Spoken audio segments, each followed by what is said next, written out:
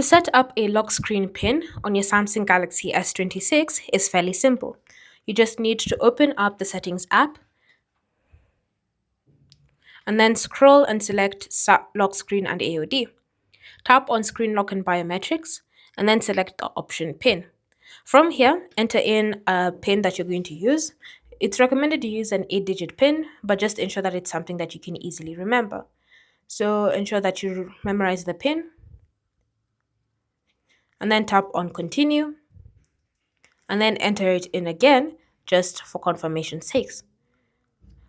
Once you've done that and you've successfully set up your PIN, you can now go ahead and try to use it whenever you want to unlock your phone. So navigate to the lock screen, swipe up and enter in your PIN. Once you've done that, your phone will automatically unlock. Thanks for watching. If you have questions or comments, leave them down below and I'll see you in the next video.